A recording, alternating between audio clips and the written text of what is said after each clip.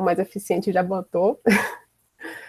Então, essa reunião vai ser gravada para que pessoas que não puderam aparecer hoje tenham acesso a essa reunião depois. E é isso aí, eu acho que isso aqui manda, Taio. Bom, obrigado, Mila. Primeiramente, obrigado ao Eco Encontros por ter aberto o espaço de forma tão solícita. E para quem não me conhece, meu nome é Lucas, eu sou doutorando aqui do departamento, estudo evolução de coloração de aves frugívoras, sob a orientação do Paulo Guimarães, o Miúdo. Também faço parte do coletivo Bitita, né? Quem é do coletivo Bitita aí que está aparecendo aí, dá um tchauzinho aí para todo mundo ver. Massa. Eu vou fechar minha câmera e compartilhar a tela com vocês para melhorar a conexão, para não correr risco de atrapalhar, beleza? Então, vou fechar a câmera agora e vou compartilhar.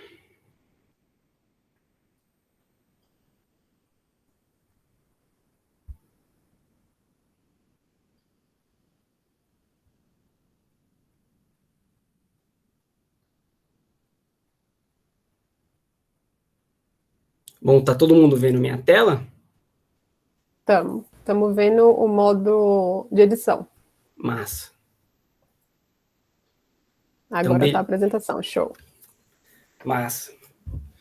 Então, como eu disse, faço parte do coletivo Bitita, coletivo negro aqui da biologia. E Bitita, que era o apelido da Carolina Maria de Jesus, essa grande escritora do nosso país, que quando ela lançou o livro dela, O Quarto de Despejo, ele vendeu mais do que Jorge Amado, Clarice Lispector, foi traduzido para mais de 10 línguas, e há relatos muito legais do quanto era cheia as tardes de autógrafos dela. Então, é uma escritora que dispensa apresentações. E Bitita, que a partir de fevereiro deste ano, se tornou doutora Bitita, né? Doutora Carolina Maria de Jesus. Ela recebeu esse título de doutora honoris causa pela UFRJ, e embora muito tardiamente, né, 44 anos após a morte dela, é um título muito significativo, muito importante, porque reconhece a importância dela, né, o quanto ela foi heroína em vida. Infelizmente, a gente não está acostumado a ver pessoas pretas, moradora de favela, como era o caso da Bitita, com o título de doutora. E a gente sabe o porquê, né? São mais de 300 anos de escravidão da população negra e que resultou numa sociedade estruturada pelo racismo. Eu não preciso me estender muito aqui, eu tenho certeza que todo mundo aqui sabe do quão sério é isso. E acontece que 133 anos depois da chamada abolição da escravatura, todo ano, por volta de 23.100 jovens negros de 15 a 29 anos são assassinados no Brasil. São 63 por dia, um a cada 23 minutos. Ao final dessa apresentação, muito provavelmente e infelizmente, um jovem negro terá sido morto. Isso são dados da Faculdade Latino-Americana de Ciências Sociais, que em 2016 publicou o Mapa da Violência no Brasil e apresentou na ONU, né, o quanto isso se configura num verdadeiro genocídio, né? E muita gente, né, esse número de mortes está totalmente relacionado com a violência policial. E muita gente tenta minimizar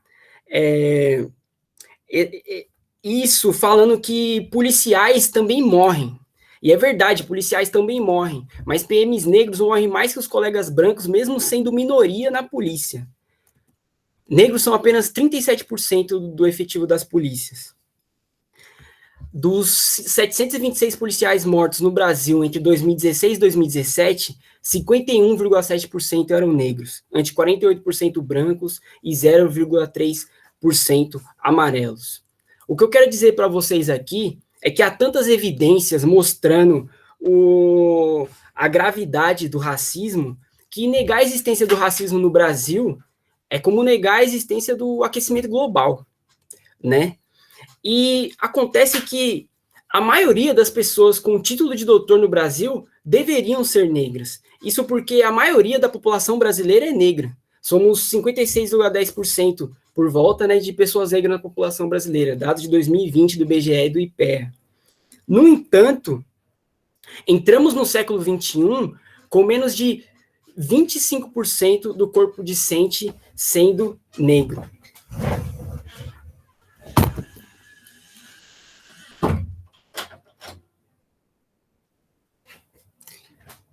Aqui, em 2001, 22% dos estudantes universitários eram negros. Devido a isso, né, depois de muita luta de movimentos sociais, sobretudo do movimento negro, começou a ser implementada políticas afirmativas na universidade. Né? Em 2000, começou a ser reservada vagas na UERJ, em 2002, na Estadual da Bahia. Em 2003, a gente teve uma lei muito importante, embora que muito tardia, né, que é a Lei 10.639, que obriga o ensino de história e literatura africana nas escolas. Em 2004, a UNB começou a adotar políticas afirmativas, e em 2012, teve a lei que obriga políticas afirmativas nas universidades federais. E a USP? A USP relutou bastante, né, e mais de 30 anos ali do movimento negro atuando na USP, e em 2016, 2017 a gente teve esse festival, porque a USP não tem cotas, e só em 2018 a USP começou a adotar na FUVEST reserva de vagas. Mas até agora, qual foi o impacto das políticas de ações afirmativas na universidade? Bom, várias perguntas já foram respondidas. Uma delas, que infelizmente a gente ouve até hoje, é: políticas de inclusão diminuem a qualidade na universidade? Pelo amor de Deus, não, né? E hoje a gente tem dados que mostram isso, né? Weiner, aqui o trabalho muito legal de Weiner e Melguizo, publicado na Educação e Pesquisa em 2018, estudando o desempenho de mais de 1 milhão de alunos. Eles viram que o desempenho dos formandos que ingressaram no ensino superior por meio de política de inclusão equivale ou até mesmo supera a de seus colegas. Ou seja, as políticas de inclusão formam estudantes tão capacitados quanto os seus colegas, né? Outra pergunta que a gente ouve, né, até hoje é: cotas sociais substituem cotas raciais? Uma vez que a maioria da população pobre é negra, será que as cotas sociais não já favoreceriam a população negra? A resposta é não, né? Esse estudo feito por nosso querido PI, que ele publicou em 2016 no Jornal da USP, ele viu o percentual de ingressantes aqui de candidatos que ingressaram na USP através do Inclusp. O Inclusp era um sistema de pontuação que levava em consideração dados socioeconômicos, né? Ele dá uma pontuação a mais com base em critérios socioeconômicos. E ele viu aqui PPI e pessoas brancas, aqui no eixo Y, o percentual de ingressantes. Ele viu que a maioria das pessoas que entraram na USP pelo Inclusp eram brancas. Então, ou seja, a maioria das pessoas que entraram na USP através de políticas socioeconômicas eram brancas. Ou seja, cotas sociais não promovem inclusão racial. É por isso que a gente precisa de reserva de vagas para pessoas negras. Bom, eu já falei que entramos no século XXI com menos de 25% do corpo discente sendo negro. E como que está hoje, né? Vamos olhar para dados de 2019. A gente olhando para universidades públicas e privadas, a gente vê que pessoas brancas são 42%, pessoas negras 38%, amarelas 2%, indígenas 0,6%, não declaradas 17,4%. Quando a gente olha para universidades públicas, pessoas brancas 40%, pessoas negras 42%, pessoas amarelas 2%, indígenas 0,7%, não declaradas 15,3%. Ou seja, houve um avanço, de fato, comparado com 2001, mas ainda temos muito que caminhar. São mais de 50% da população brasileira de pessoas negras. E um outro fator importante aqui é que essas proporções são uma grande média, né? Você está levando em consideração todos os cursos. E a gente sabe que essas proporções elas não se mantêm quando a gente olha em cursos mais elitistas, como medicina, engenharia, até mesmo a biologia. E a gente está olhando aqui para universidades brasileiras. Quando a gente olha para universidades paulistas, bom, levando em consideração universidades públicas e privadas, pessoas negras são menos da metade da proporção de pessoas brancas. Amarelas, 2%, indígenas, 0,4%, não declaradas, 18,6%. Quando a gente olha para universidades públicas, pessoas brancas são 3 vezes mais do que pessoas negras. A proporção de pessoas brancas é 3 vezes mais que a proporção de pessoas negras. Amarelas, 5%, indígenas, 0,2%, não declaradas, 13,8%. Então, temos muito o que caminhar ainda, né? E na pós-graduação? Na pós-graduação, os dados são um pouco mais obscuros, mas dados da CAPES, levantados pela Folha de São Paulo em 2018, mostram que apenas 25% das pessoas na pós-graduação são negras. E esse número, quando a gente olha para cursos como medicina, ele é por volta de apenas 10%. E a gente sabe o porquê, né? Devido ao funil do racismo estrutural. Conforme a gente sobe mais na hierarquia das instituições, na hierarquia acadêmica, menor a proporção de pessoas negras. Quando a gente olha para os docentes da USP, em 2018, dos 5.820, apenas 129 eram pessoas negras. E quando a gente sobe mais ainda, os titulares, apenas 3 eram pessoas negras, e 2 delas estrangeiras ainda. Isso que eu nem estou fazendo um recorte de gênero aqui, né? Eu imagino que a proporção de mulheres negras é bem menor. Então, é por isso que a gente precisa de ação afirmativa também na pós-graduação, né? E ação afirmativa na pós não é uma novidade. Dos quase 3.000 programas de pós reconhecidos pela CAPES em 2018, já mais de 700 possuem algum tipo de ação afirmativa. No entanto, é uma proporção baixa, apenas 26,6%. E uma coisa muito importante de ressaltar é que 163 programas com conceito 7 possuem políticas afirmativas, ou seja, é muito possível você ter uma excelência acadêmica com base nos critérios da CAPES e ainda assim ter política de ação afirmativa. Aqui a maioria dos programas com política de ação afirmativa são nota 3 e 4, mas não quer dizer que eles eram nota 7, adotaram essas políticas e a nota reduziu. Não, porque a maioria dos programas que adotaram essas políticas são nota 3 e nota 4.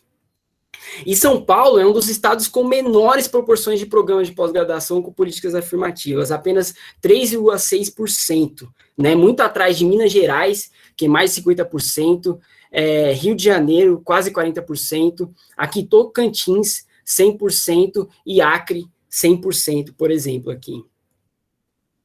E as ações afirmativas estão concentradas em programas de humanas, né? Quando a gente olha aqui na USP, os programas que têm reserva de vagas são antropologia, sociologia, educação, ciência política, história social, o Diversitas e a geografia, todos programas de humanas. Mas vários programas ao longo do Brasil de pós-graduação em ecologia possuem políticas afirmativas, como o INPA, a UERJ, a UFBA, a UFABC, a Unifesp e a Unesp. O Nesp Rio Claro, que é um programa bastante parceiro do nosso aqui, que lançou um edital esse ano, em que há reserva de vagas para pessoas negras, para pessoas de comunidades tradicionais e para pessoas trans. A inclusão de pessoas trans é um avanço nas políticas afirmativas, porque a gente sabe que por volta de 2% da população brasileira integra a categoria trans, e apenas 0,01% do corpo docente da USP pertence a esse grupo. E a gente consegue imaginar, né, as violências que essas pessoas sofrem na nossa sociedade. Não à toa, a expectativa de vida de pessoas trans no Brasil é de 35 anos. Um outro avanço nas políticas afirmativas é a inclusão de pessoas com deficiência, né? Porque a gente sabe que, ainda que 6,2% da população brasileira tenha algum tipo de deficiência, considerando deficiência auditiva, visual, física, intelectual, segundo o IBGE, o percentual de pessoas com deficiência na universidade não chega a 1%. Um outro avanço também na política afirmativa é começar a lidar com as fraudes. Fraudes, infelizmente, são comuns em políticas públicas, e não é diferente em política de ação afirmativa. E a USP, ela só expulsou pela primeira vez alguém que fraudou só no ano passado, né? E foi um caso bem emblemático, porque o argumento dele dizendo que era negro era porque ele tinha parentes negros, e apresentou fotos desses supostos parentes, não conseguiu nem provar a relação de parentesco dele, e ele também fraudou cotas sociais também, porque ele falou que tinha determinada renda e também não conseguiu provar aquela determinada renda que ele tinha apresentado. Mas a gente sabe o quanto lidar com a fraude é algo que demanda um processo muito longo, né? Um processo interno que pode ir para um processo externo, e é muita energia que demanda nisso, né? E é muito sério, né? Uma vaga que é reservada para uma população que sofre algum tipo de violência na sociedade, e essa vaga ser ocupada por uma pessoa que não sofre essa violência, né? É por isso que começou a ser criado o Comitê de Heteroidentificação, que visa garantir a efetividade da ação afirmativa para as pessoas negras. E um programa que é pioneiro nesse sentido aqui na USP é o Diversitas, que é um programa lá da FEFELESTE, que estuda a diversidade na sociedade. E como é que funciona, né, essa comissão de heteroidentificação? Ela é formada por pessoas cientes das pautas de discussões do movimento negro. É uma comissão diversa, composta por homens, mulheres, pessoas brancas e pessoas negras. Pode ser composta por pessoas externas ao programa, e ela se dá no início do processo. A pessoa se declara uma pessoa negra, ela passa pela comissão de heteroidentificação, que vai analisar de uma forma bastante responsável o fenótipo da pessoa, todo o conjunto que ela traz, né? E se a pessoa não passar pela comissão de heteroidentificação, ela pode entrar com recurso. Se ainda assim ela não passar, ela pode continuar no processo, né, através de ampla concorrência, né? Por isso a importância de se dar no início do processo. É importante ressaltar que o objetivo não é excluir as pessoas de pele clara dos espaços, e sim avaliar se a pessoa tem características que representam fenótipos excluídos dos espaços. O objetivo é incluir os excluídos e aumentar a diversidade do nosso programa.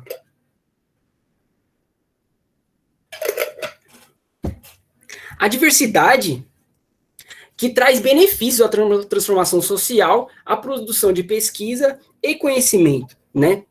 A reserva de vagas, ela é importante como uma reparação histórica, né, devido ao histórico do nosso país, e também uma reparação do presente, né? Mas ainda assim, a gente sabe que um grupo mais diverso a probabilidade de surgir ideias diferentes e soluções para problemas aumenta, né? E foi essa a conclusão da aula magna que a gente teve esse ano no nosso programa, com a professora Márcia Castro de Harvard, que ela viu que diversidade e inclusão é um caminho para uma ciência plena, né? Para a saúde da ciência. E aqui na ecologia, não é difícil a gente entender isso, porque a gente sabe que populações com baixa diversidade estão destinadas à extinção, e comunidades com baixa diversidade estão destinadas ao colapso, né? Mas dado isso, por que o programa de pós-graduação em ecologia da USP ainda não tem cotas? A gente tem uma proposta. Bom, antes de chegar na nossa proposta, a gente está se reunindo há mais de um ano, estudando especificamente esse assunto. Já estudamos, já passou de 33 editais, já passou de 15 universidades. A gente também foi para a literatura. Um trabalho que eu indico é a tese de doutorado aqui da Ana Venturini, que é uma tese fantástica, que ela estudou ação afirmativa na pós-graduação. E com base em toda essa discussão, qual que é a nossa proposta, né? Bom, dado que mais de 50% da população brasileira é negra, nós propomos que 50% das vagas por mestrado e por doutorado seja reservada para pessoas negras, né? Pessoas pretas mais pardas, que é segundo a classificação do IBGE. Que sejam reservadas também 2 vagas para pessoas de comunidades tradicionais, 1 vaga para pessoas trans e 1 vaga para pessoas com deficiência. Só que essas vagas seriam vagas supranumerárias, né, abertas apenas se tiverem inscritos. Por exemplo, o programa abre 8 vagas para o mestrado, então 4 vagas é reservada para pessoas negras. Se tem pessoas de comunidades tradicionais, pessoas trans e pessoas com deficiências que se inscrevem, daí o programa abriria mais 4 vagas, né? Ao invés de 8, abririam 12. E é importante ressaltar que todo mundo passa por um critério mínimo de aprovação, que é a nota 5 na prova de mestrado e de doutorado. A gente sabe também o quanto as fraudes custam caro, né? É muito sério, de novo, uma vaga que é reservada para uma determinada população ser ocupada por uma pessoa que não pertence a essa população. É por causa disso que o movimento negro tem como demanda o Comitê de Identificação, e o coletivo também defende a implementação do Comitê de Identificação. E a gente sabe também da extrema importância da permanência estudantil e do papel dos critérios de ocupação das bolsas na permanência estudantil, né? Não é só ingressar na universidade, é ter condições de permanecer na universidade. É por isso que a gente precisa repensar a distribuição de bolsas no programa. A gente, enquanto coletivo, a gente apresentou a nossa proposta para a CCP. A CCP, a gente discutiu na CCP, e foi formado um grupo de trabalho.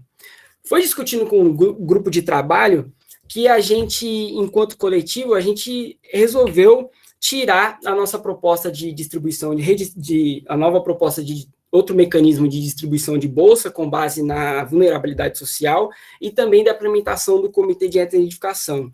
Então, a nossa proposta é essa.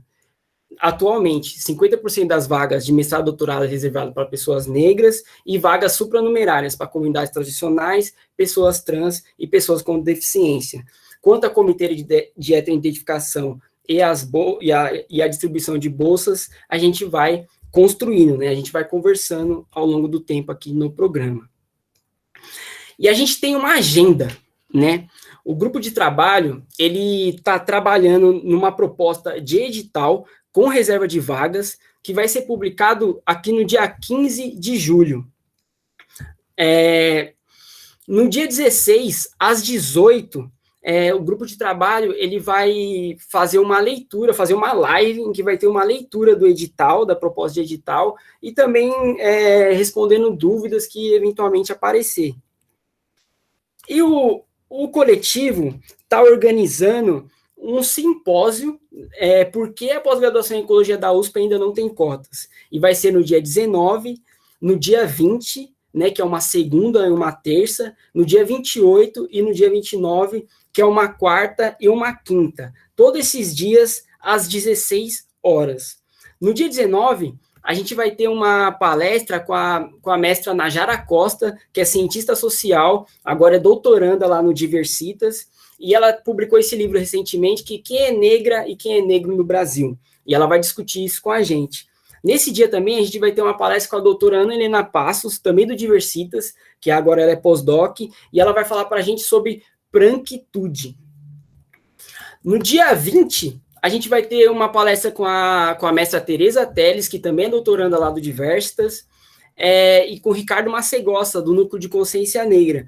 E eles vão falar para a gente da luta por políticas de ações afirmativas na USP, né? Como eu disse, são mais de 30 anos de luta.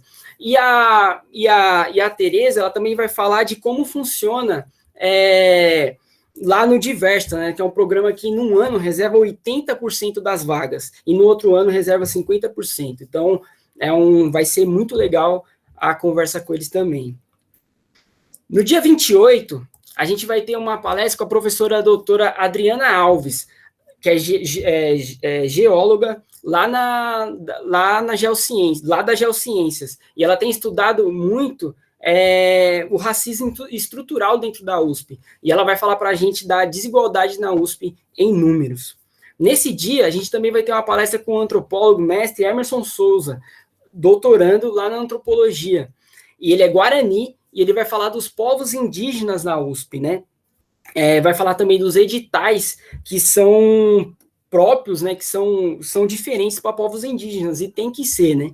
Aqui na palestra eu quase não falei de povos indígenas, mas esse dia vai ser muito legal para a gente conversar bastante sobre isso, e eu só fico imaginando, né? Quanto a ecologia ganha sendo feita por pessoas indígenas.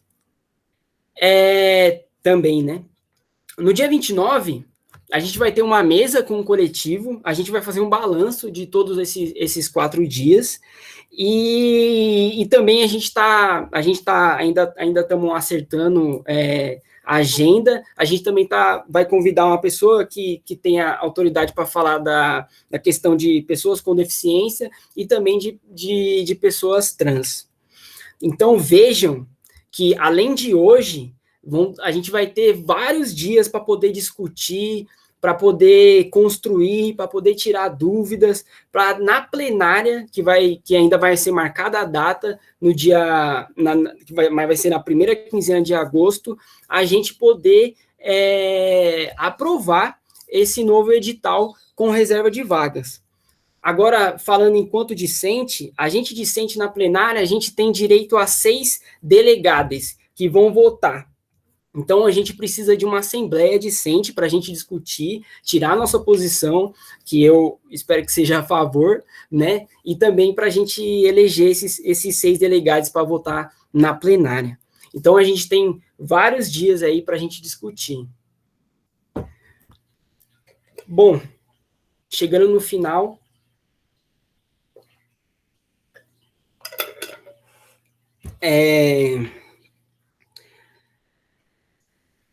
a gente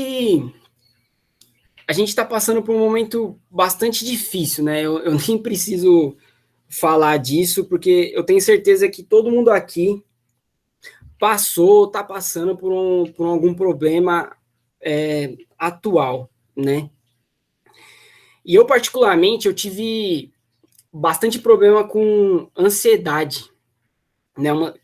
Que é causada por problemas pessoais e também por um sentimento de impotência, né? Um sentimento de não saber o que fazer, dado tanta desgraça que a gente vê atualmente acontecendo, né?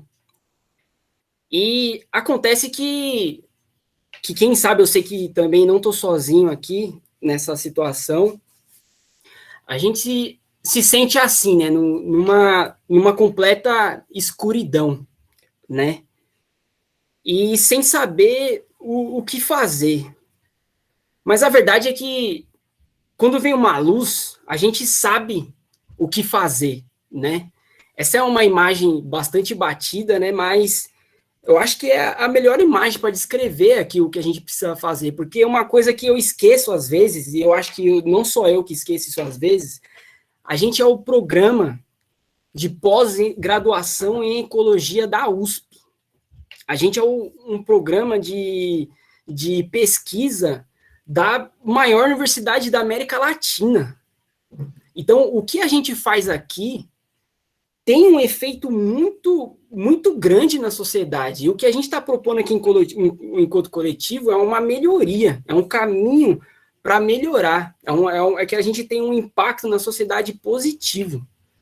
Então, é isso que eu faço esse apelo para vocês aqui, para a gente construir isso juntas.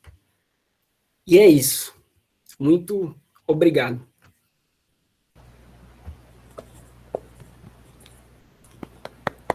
Boa tarde. Muito bom, Thay.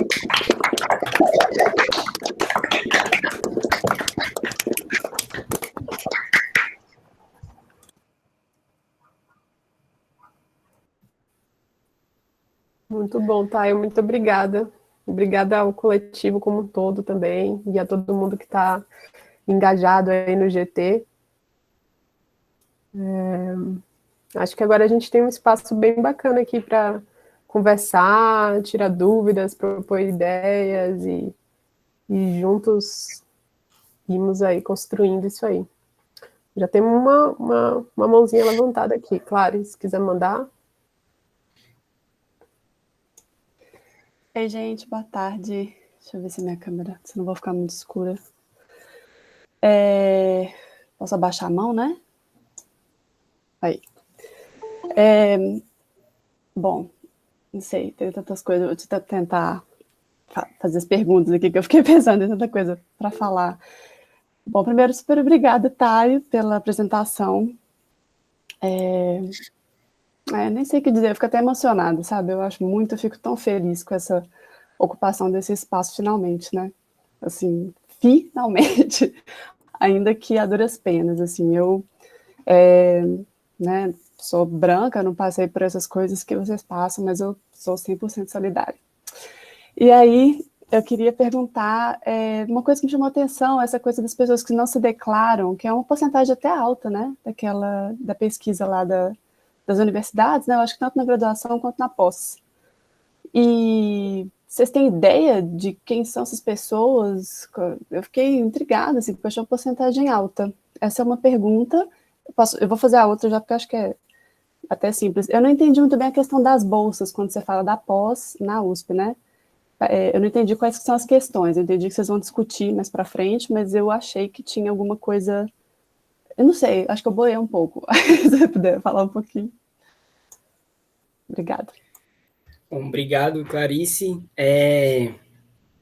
Vou lembrar que aqui eu sou um representante do coletivo, né? E a qualquer momento alguém quiser responder aqui, por favor, sinta à vontade aí, pessoal. Quanto em relação a pessoas que não se declararam, eu também me fico perguntando isso, quanto não mudaria, né, os dados, né, em relação a se menos gentes declarassem, né? Mas para mim, assim, é um grande ponto de interrogação, né? Eu acho que o que a gente pode começar a fazer, que, por exemplo, os representantes discentes fizeram aqui no programa, é começar a justamente ter um acompanhamento disso, né? Uma coisa que a gente tem discutido no coletivo é que a gente possa levar uma proposta para a diretoria do IB que façam esse tipo de pesquisa, pelo menos no ingresso, né? Na hora que a pessoa for se matricular na universidade, que ela responda. Mas é lógico que, tipo, a pessoa responde se quiser, né? É uma autodeclaração, né? E eu acho que muitas pessoas acabam não declarando por uma posição pessoal mesmo de não se declarar, sabe? Mas é uma grande interrogação. Quanto às bolsas, a bolsa, atualmente, ela é distribuída com base na nota da prova, né? Pessoas que tiram mais nota na prova, elas têm prioridade na ocupação das bolsas. E a gente acha que essa distribuição das bolsas, ela deviam passar, já que a gente vai fazer a reserva de vagas, né, reconhecendo toda a importância disso, que essa distribuição de bolsas leve em consideração também a origem das pessoas, sabe? Porque a gente sabe que uma pessoa negra, pessoa trans, por exemplo, a probabilidade dela depender da bolsa é muito maior, né, do que uma pessoa que não está nessas condições, né? Tipo, a probabilidade dela precisar da bolsa não só para ela, mas para ajudar a família dela é maior, né? Então, essa é uma questão que a gente quer discutir e discutindo mais para frente, mas é uma coisa que a gente precisa começar a discutir, né? Entendi. Então, no caso de não ter bolsa para todo mundo, né? Que infelizmente está bastante pior agora, né? Então. Cada vez quando eu entrei, eu acho que tinha. Acho que é por isso que eu não assimilei direito também o que você falou. Mas sempre tem essa possibilidade, né? Até por causa desses altos e baixos, né? Entendi. Tá certo. Paulinho. Oi, sou eu agora? Oi, tudo bem? Foi ótima a apresentação. Muito obrigada, Taio, e o coletivo todo. Eu quero perguntar uma coisa que eu fiquei pensando, como que nós, como programa de pós-graduação, nós, né, eu nem sou do programa, como que o programa de pós-graduação em ecologia se encaixa aí? Qual que é a porcentagem de pessoas negras dentro do programa de pós-graduação em ecologia? JP, você pode responder isso para nós? Oi, Paulinha, tudo bem? Oi, pessoal, boa tarde. De acordo com o formulário que a gente, como representação discente, soltou para os discentes da ECO, a gente tem que aproximadamente 28% das pessoas são pretos ou pardos. Pretas ou pardas. Isso discentes, né? Discentes, sim. Recentemente eu trabalhei junto com o Luiz Felipe e com a Bruna em cima do mesmo formulário, mas para readequar ele para a realidade dos docentes. E até onde eu sei, ele já foi liberado para os docentes responder. Então, a gente está esperando os docentes terminarem de responder para poder alimentar essa discussão também de outra perspectiva. Tá, obrigada. Posso fazer mais uma pergunta? Mas, talvez seja mais um comentário, porque eu fico sempre pensando assim, que cotas são maravilhosas, mas elas resolvem o problema, por exemplo, de quem está entrando na graduação, de quem está entrando na pós-graduação. Não vai resolver o problema daquela pessoa que terminou a pós-graduação e está procurando um emprego e claramente tem um racismo estrutural ali na pessoa que ela não consegue passar num concurso público, ela não consegue uma dessas vagas de titular. Existe algum tipo de discussão do pessoal em relação a isso ou não? Uma solução, um caminho para a solução para isso é a reserva de vagas também nos concursos públicos, né? Inclusive para docente de universidade. Você vê que ao longo desse tempo, né, desses 20 anos, a gente vem melhorando cada vez mais e discutindo aos trancos e barrancos, né? A gente começou na graduação, agora começou -se a implementar a reserva de vagas na pós-graduação, e eu espero que daqui para frente a gente comece a discutir também reserva de vagas para a ocupação dos concursos, né? Esse é um caminho, que já tem, né? Uma coisa que chama atenção é assim, né? Faz 20 anos que a gente está fazendo isso na graduação, e porque assim, o que a gente espera é que, ao fazer isso na graduação, isso suma dali para frente, né? E a gente não está observando isso, porque a gente vê que na pós-graduação continua igual até começar a fazer esse tipo de reserva de vagas também, né? Então, assim, não necessariamente isso vai acontecer na hora de conseguir um emprego ou não, se a gente também não tiver um tipo de ação e lutar contra o racismo estrutural nesse país, né?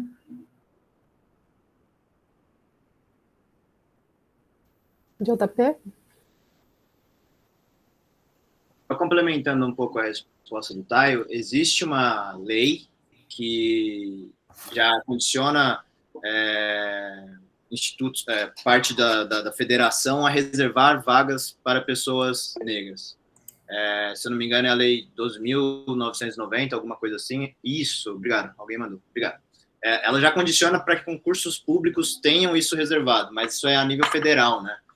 Quando a gente entra em nível estadual, a gente muda um pouquinho o que está acontecendo. Então, provavelmente é por isso que aqui ainda não tem algo assim. Acredito eu, né? Posso estar... Concurso de professor, eu nunca vi isso, na verdade. Posso estar muito errado. Mas tipo, eu prestei um só, então eu não sei. Entendi. Recentemente a gente teve uma conversa com uma advogada falando exatamente sobre esse assunto. E ela estava falando de concurso, por exemplo, para desembargadores, essas coisas assim, mas para cargos federais, de modo geral. E aí eu suponho que isso inclua, a lei deveria incluir para professores de universidades federais também. Mas é só uma suposição, tá? Mas é uma coisa que está caminhando, assim, para diretor da OAB, esse ano, no ano passado, aprovou uma reserva de vaga de 30%. Atualmente, né, são diretores da OAB, né, que é um órgão nacional, atualmente só uma pessoa é negra e diretor da OAB, mas aí, tipo, já reservou 30% das vagas. Começou a reservar, né?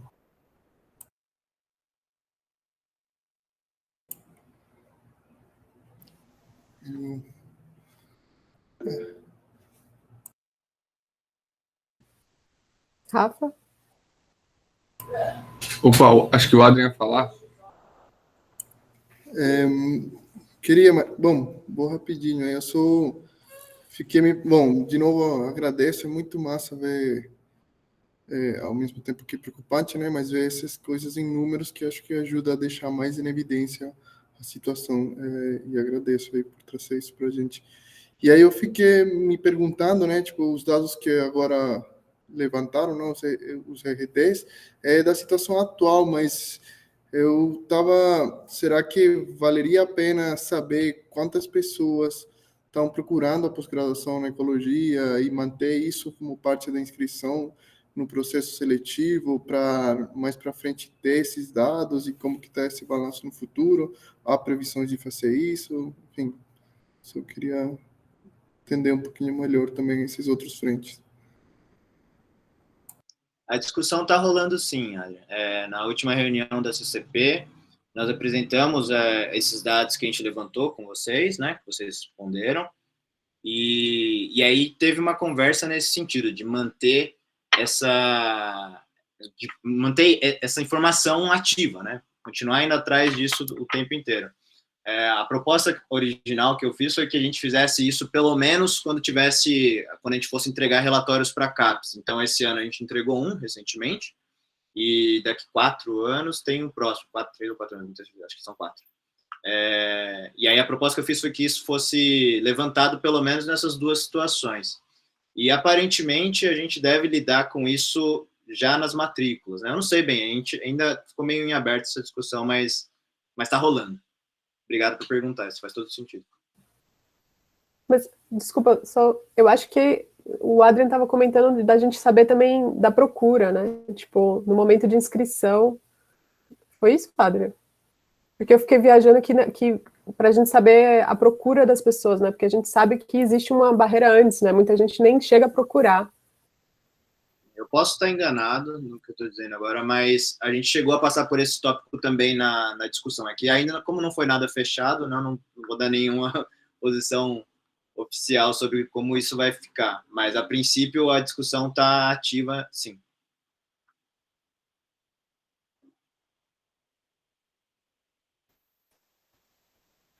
Bom, a gente estar aqui justamente mostra isso, né? A discussão está super ativa.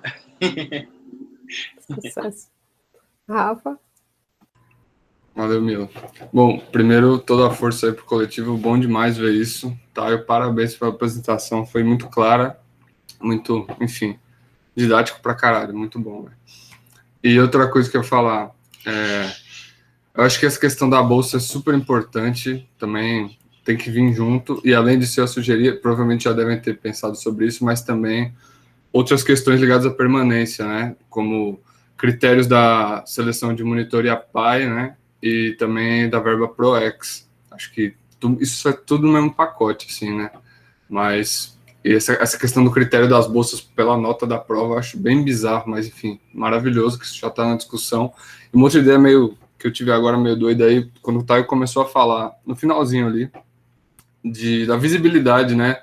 Do programa de ecologia da USP, como é uma coisa que, enfim, tem muita gente olhando para isso.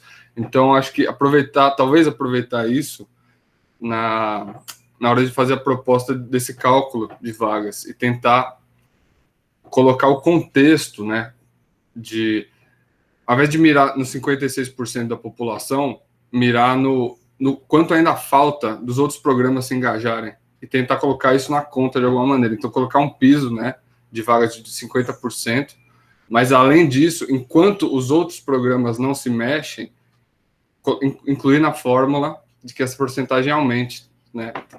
Sem medo de é melhor sobrar do que faltar nesse sentido, sabe? E colocar esse piso também para evitar, talvez, um processo no futuro, daqui 5, 10 anos, de esvaziamento da USP e jogar isso para outros programas, não sei.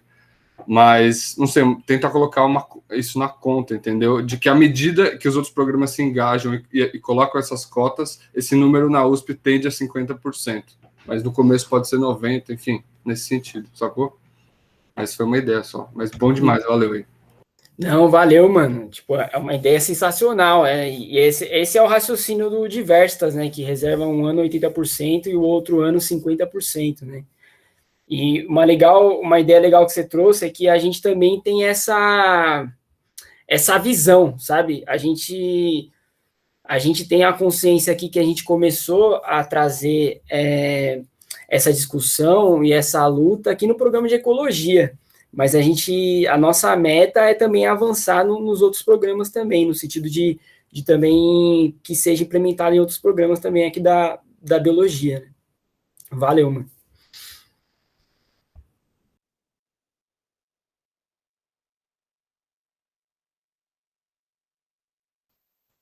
Lisa.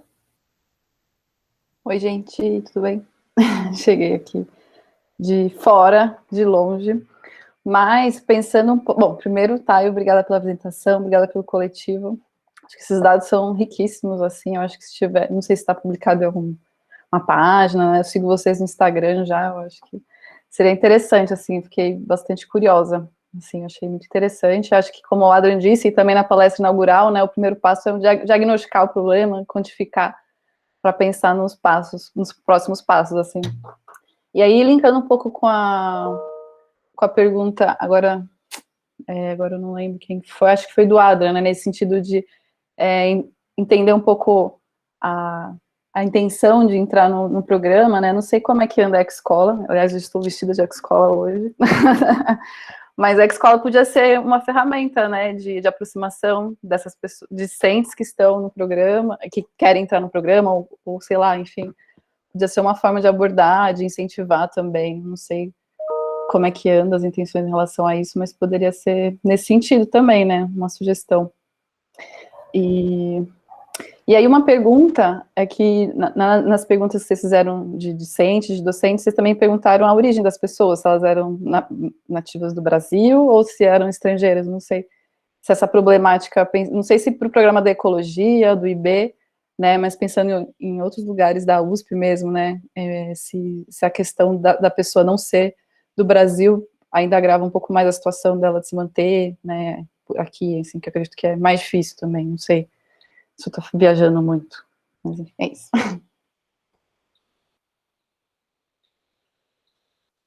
Eu acho que é um ponto muito importante que você levantou e que se encaixa totalmente na discussão sobre a distribuição de bolsas, né, que é uma discussão futura, né, que vai precisar da formação de outro GT para entrar no assunto. É totalmente relevante, sim, pensar nisso.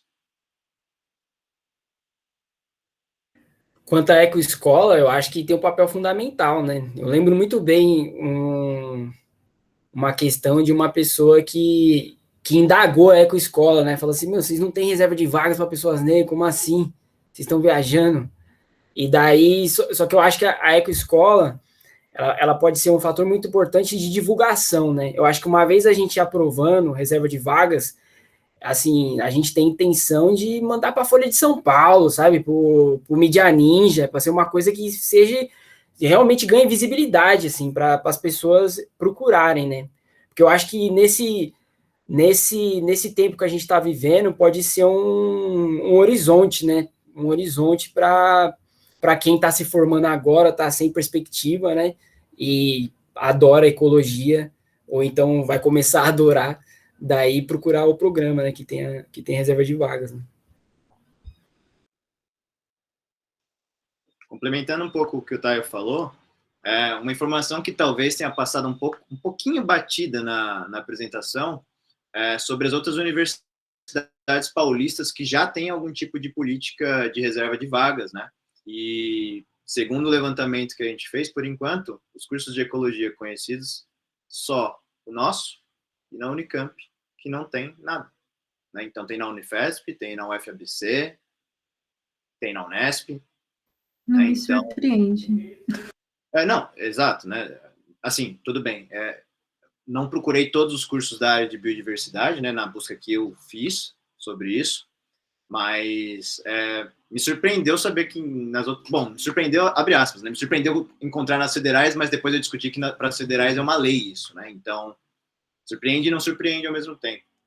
Mas a gente está... Assim, a expressão pode ser bem ruim, né? Mas a gente está para trás, né? Nesse quesito de tentar aumentar a diversidade do nosso programa. E a Unesp de Rio Claro deu um passo gigantíssimo. Inclusive, vai ter uma discussão em breve, na Unesp de Rio Claro, sobre as pessoas trans na pós-graduação, se não me engano. Já eu compartilho aqui com vocês. Eles não só abriram esse edital, o edital já foi fechado, não tem informações ainda de como ficou, no fim das contas, né? Como isso foi aplicado na prática, mas a discussão está ativa, né? Então, depois que o edital foi aplicado, teve uma discussão sobre a diversidade racial, na Unesp como um todo, não só na pós-graduação, e agora eles estão promovendo uma discussão sobre as pessoas trans. Vou ver se eu acho aqui e já mando para vocês, peraí. Ô, gente, e uma dúvida, nesses outros programas daqui de São Paulo, que já tem políticas afirmativas, as reservas também estão associadas às bolsas? Porque eu acho que uma coisa tá ligada à outra, né, cara? Fazer pós-graduação sem bolsa... Cara, muito louco, assim, então... Eu acenei que não com a cabeça, mas não é bem isso, não. Desculpa. Não, pode falar. É só porque eu fiquei muito apegada à questão da bolsa. Da reserva de vaga tá associada também à reserva de bolsas, né? Eu acenei pode falar. Que não com a cabeça, mas é que eu estava interpretando a sua pergunta antes de você terminar, então. Desculpa. O meu não foi sobre a quantidade de vagas ofertadas nos programas não está linkada à quantidade de bolsas, porque na prática, muitos dos programas nas federais mal têm bolsa. Essa é a verdade. Então, eles não... Nem as vagas abertas eles condicionam a isso. Em alguns programas, eles abrem vagas para voluntariado mesmo. Voluntário acadêmico, real. Assim. Mas eu não vi nenhuma relação direta nos editais aqui de São Paulo entre a reserva de vagas e a reserva de bolsa, né? Isso aparentemente é contemplado em processos paralelos, mas não no edital de ingresso. O único edital de ingresso que tem uma relação aparentemente mais próxima desses dois fatores são os da UERJ. Mas no Rio de Janeiro tem uma lei estadual, né, que obriga todas as universidades a separarem vagas para pessoas optantes por vagas, tanto pessoas pretas e pardas como para pessoas de vagas para socioeconômico também. Então, lá eu acho que tem alguma relação entre bolsa e vaga, mas, em geral, não. Entendi, obrigada. Érica? Parabéns, Taio. A apresentação foi incrível. Parabéns ao coletivo por juntar todas essas informações. Só pegando esse link sobre as universidades estaduais de São Paulo, ou outras universidades de São Paulo, eu nem sabia que isso existia. Eu não sei o quanto essas coisas são divulgadas, né? Então, acho que só é muito importante mesmo que, caso seja implementado no programa aí de vocês,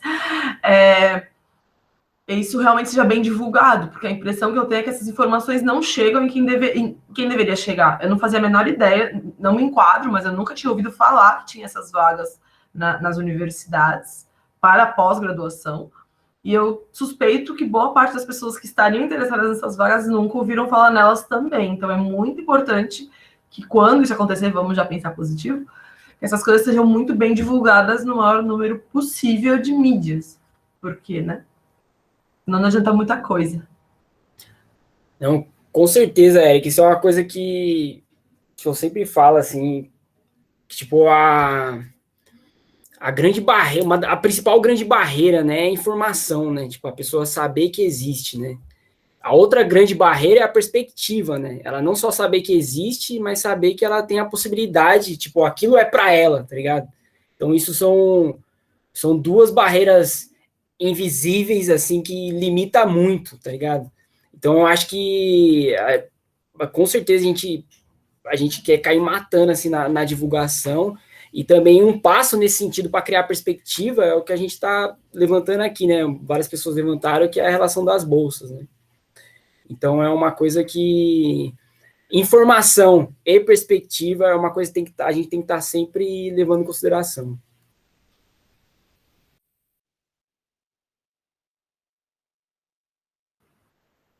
Sou eu agora? Paulinha. Desculpa, eu levantei de novo a mão, mas eu quero falar porque eu preciso ir buscar a Bia. Uma primeira coisa sobre essa divulgação, eu acho que é muito importante a gente ir além de divulgar no Twitter, no Instagram ou no negócio do Eco Encontros, porque primeiro a gente vai estar divulgando dentro da nossa bolha, né? Então, uma forma de você fazer isso é você pegar todos os cursos de graduação em biologia do país e você manda uma mala direta para esse curso, né? Isso é uma coisa. A segunda coisa é que agora a SSE, a gente vai fazer um climate survey com as pessoas que são membros, que é justamente para tentar entender as necessidades ou o pertencimento, ou o que cada um dos membros da sociedade querem da sociedade, né? E isso eu acho que é uma coisa que falta, às vezes, por exemplo, eu não sei se falta, mas, por exemplo, eu, enquanto estava na pós-graduação, nunca ninguém me perguntou quais eram as minhas necessidades ou não, né, dentro da pós. Então, uma coisa que eu acho que antes de definir como que vai ser esse critério de bolsa ou etc e tal, é conversar com as pessoas que estão lá dentro e perguntar, não o que elas acham, como deveria ser, mas assim, o que está faltando, né, para cada uma das pessoas, que daí você consegue ter uma melhor... O melhor era fazer com uma consultoria isso, mas ia ficar caro. Então, dá para a gente fazer tupiniquim mesmo, dar uma abrasileirada no esquema. Nossa, ideia sensacional, Paulinha. Já anota aí para nós aí, JP. A gente... Isso que é a importância, né? Tipo, a gente ficou um pouco chateado, na verdade, para ter tomado essa decisão. Falar assim, não vamos ter uma discussão sobre distribuição de bolsas agora. Mas um argumento para isso, né, para a gente não colocar isso agora, é justamente esse, para a gente discutir, para aparecer justamente ideias para que a gente possa fazer isso da melhor forma possível, né? E essa é uma ideia sensacional que você acabou de dar. Eu tenho certeza, assim, que se a gente parar aqui, ou se vocês parassem e pensar, vocês iam pensar em critérios bons, né? Mas, assim, a melhor forma que eu acho é ouvir todas as pessoas que estão dentro do programa, o que elas estão precisando, o que não está, o que está impedindo elas de continuar, né? Porque quais são as barreiras, etc. e tal.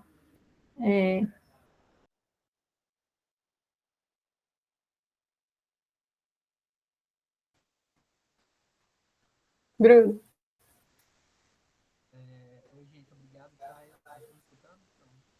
Cara, eu não tô ouvindo nada que ele tá falando. Ele já tá falando há meia hora e você não ouviu. Tô brincando, Bruno.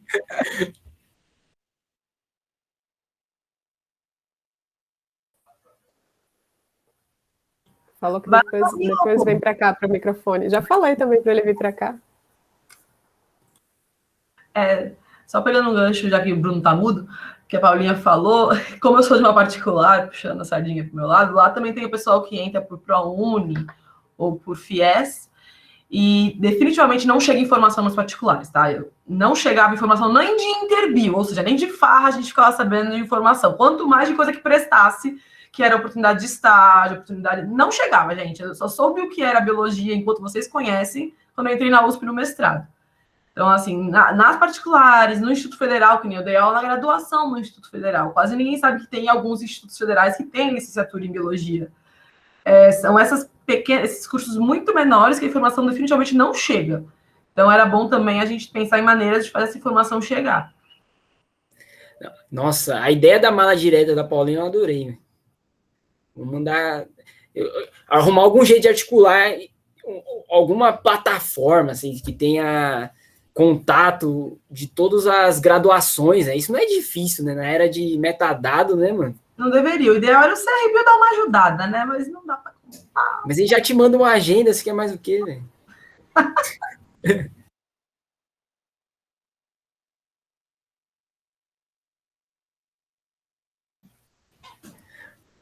Olha lá, o Bruno saiu daqui e foi pra lá. Deu um salto, né? Dá para vocês fazerem isso também, de uma câmera para outra aí. Então, gente, eu ia falar, eu lembro claramente dessa cena que o Taio narrou da Ecoescola, e no final foi exatamente isso, né? Esse ano tinha sido um ano que a gente se preocupou, e aí eu queria comentar um pouco sobre as outras ações que a gente tem dentro da ecologia e o quanto que isso ia se beneficiar de ter uma comunidade mais mista dentro do IB, né? Uma das coisas que a gente fez foi, nesse ano que essa menina perguntou isso, a gente aberto reservas para mulheres. Então, a gente tinha uma cota para mulheres dentro da Ecoescola. E aí, essa pessoa chegou e falou assim, escuta, mas não tem cota para pessoas pretas e pardas? Aí a gente ficou, como é que a gente discutiu cotas para mulheres e não discutiu cotas para para pessoas não brancas, né? Como é que a gente se passou por isso? E uma das respostas para isso é que a gente não tinha gente o suficiente na comissão organizadora da escola que sofresse isso na pele, que visse isso com mais clareza do que eu, que sou homem branco hétero, fica meio nublado para mim essas coisas, né? Porque eu não sinto isso na pele. Então, uma outra coisa que melhora é a gente, em ter mais pessoas pretas e pardas na pós-graduação, é que essas iniciativas que servem para divulgar o programa, chegar até lá, elas chegam mais eficientemente também, né? A Ecoescola, não sei se todo mundo conhece, é um dos programas de extensão que a gente tem aqui para pessoas que estão recém-formadas na graduação. A gente meio que faz uma propaganda do programa e da pesquisa em ecologia de maneira geral. Então, ela serve para atrair pessoas para dentro do programa, né? Para elas se inscreverem e tal. Algumas das pessoas aqui, inclusive, fizeram Ecoescola e tal. Então, ter essa visão lá dentro não é só uma questão, faz parte da divulgação, né? Que vocês já comentaram algumas vezes aqui, que não é só divulgar massivamente que a gente tem essas cotas, de maneira geral, mas fazer uma divulgação direcionada mesmo, né? É para você, essa cota aqui é para você, não se desestimule. As pessoas vão falar que é difícil entrar na pós-graduação na USP, não é, essa cota é para você, tente. Né? Isso eu acho que é uma coisa legal. E outra coisa que eu queria comentar rapidamente é só o aspecto técnico. Não me surpreende que os primeiros programas que tenham instituído programa de cotas sejam programas das ciências humanas, né? Que são grupos que estão claramente mais atentos de que ciência não é feita com números e dados, é feita por pessoas, por um social, né? E sem ter a completude da sociedade, a ciência não é uma ciência humana, é uma ciência de pessoas homens brancos grisalhos, né? E as ciências naturais gostam de achar que é neutra e que não, dado é dado, né?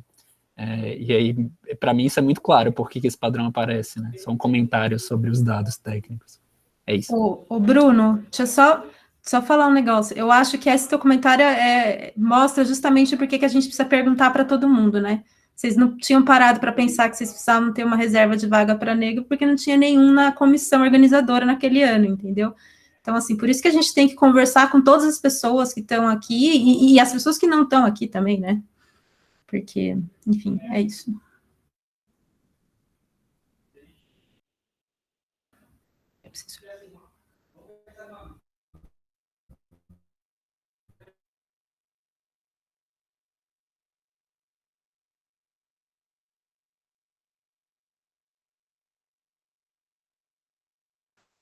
JP? Um ponto importante sobre isso que a gente acabou de falar, né, sobre ter as pessoas aqui para chamar atenção para esses problemas, me remete muito a uma discussão que nós tivemos no GT sobre a importância de ter pessoas com deficiência no nosso programa, né? Então, existe uma preocupação de que a gente talvez não tenha ainda estrutura para atender os mais diversos tipos de deficiências possíveis que existam. E essa preocupação, além de ser muito legítima, ela nos mostra que o fato de a gente não ter mais pessoas aqui não nos prepara o suficiente para conseguir acolher toda essa diversidade de deficiências, né? Acho que eu me enrolei um pouquinho, mas a verdade era para dizer o seguinte: se a gente não tem pessoas aqui olhando para esse tipo de coisa, a gente nunca vai ter a estrutura de verdade para poder acolher mais gente, entende? Então passa muito por essa questão, né? A gente precisa ter as pessoas, né? A gente precisa da diversidade aqui para entender onde a gente está falhando para conseguir melhorar.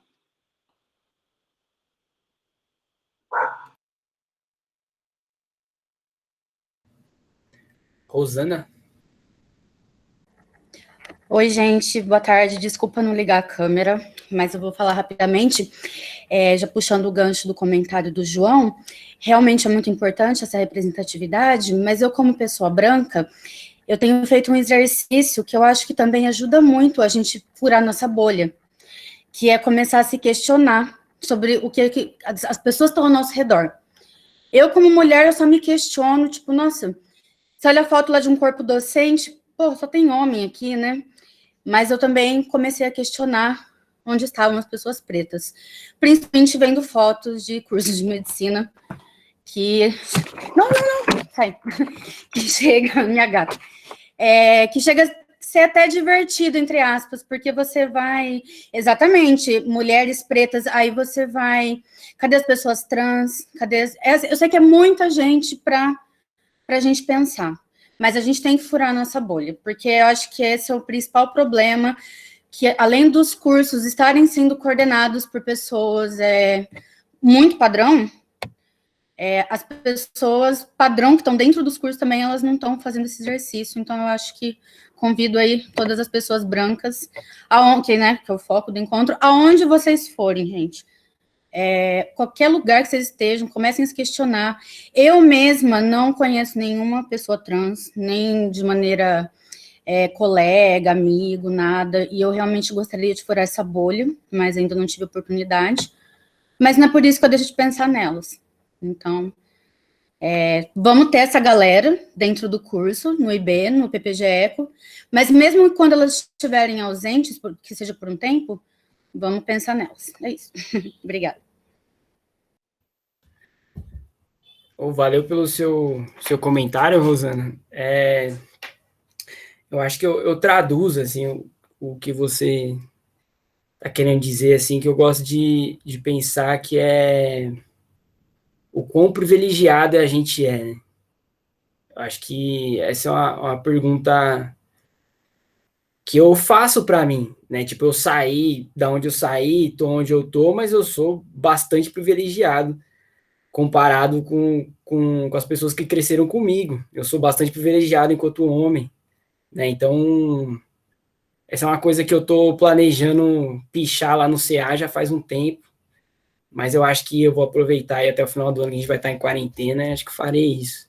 Mas, assim, essa é um exercício bastante importante pra gente fazer. Só que não é divertido não, viu? Desculpa te falar isso, mas é bem doloroso, na verdade, assim, quando a gente olha pro lado, assim, e vê quanta gente falta, tá ligado? Não, pode até soar meio ofensivo, mas eu posso ter me expressado errado, mas é que rir de nervoso, né, que eu falo de ver essas pessoas nas fotos, né, do curso de medicina, mas jamais me divertiria com essa falta de representatividade, pelo contrário. Valeu.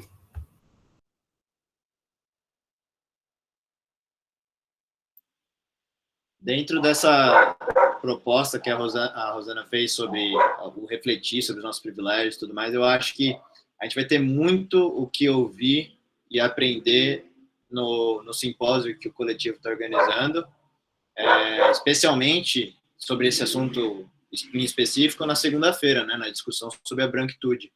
Eu acho que, assim, a gente tem muito que ouvir ali, aprender e entender o que vai ser dito ali. Eu estou super curioso para saber o que vai rolar. Então, assim, reforçando o convite, né? Acho que vai ser super importante que a gente esteja lá também. Valeu, JP. Eu acho que eu vou pegar esse gancho aí também porque a gente está bastante preocupado em criar espaços para todo mundo falar, todo mundo se expressar. Tipo, valeu, Rosana, por ter se expressado. Valeu todo mundo aqui que falou. E antes da Mila falar que o tempo está acabando, eu queria, tipo, se alguém quiser falar alguma coisa, por favor, essa é a hora, assim, para a gente passar esse mês, assim, para a gente discutir isso exaustivamente, sabe? Para a gente expressar todas as nossas dúvidas, angústias, para quando a gente aprovar na plenária, a gente aprovar com tranquilidade, assim, sabe? Aprovar no sentido de que foi discutido, foi construído, foi sanado dúvidas, então, por favor, não se sinta, por favor, alguém tiver alguma coisa para falar, esse é o momento.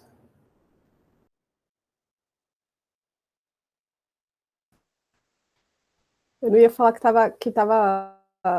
o tempo estava apertado, não, mas eu sei que todo mundo aqui tem bastante tempo, então eu reforço aí a fala do Taio, que, por favor, pessoal, se manifestem. Eu ia fazer um comentário em direção no que JP falou, né, porque eu achei muito, muito boa a proposta da Paulinha, assim, da gente fazer esse censo e tal, mas a gente tem que se lembrar de que, infelizmente, se a gente faz um censo interno, a gente não tem muita representatividade de várias diversidades dentro do programa, né?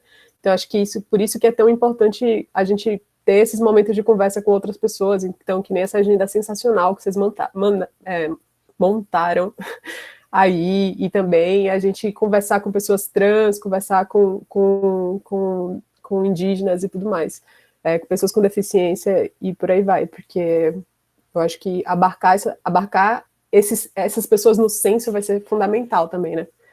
Beleza. Érica? Sobre o censo, me ocorreu que na ecoescola que eu fui da organização, e em outras ecoescolas, eu acho, subsequentes, essas questões não eram feitas, né? De como a pessoa se identificava. A gente, de fato, uma falha gigantesca de falta enfim, não ter pessoas que se enquadravam em diversos grupos na comissão, e esse detalhe a gente comeu bola.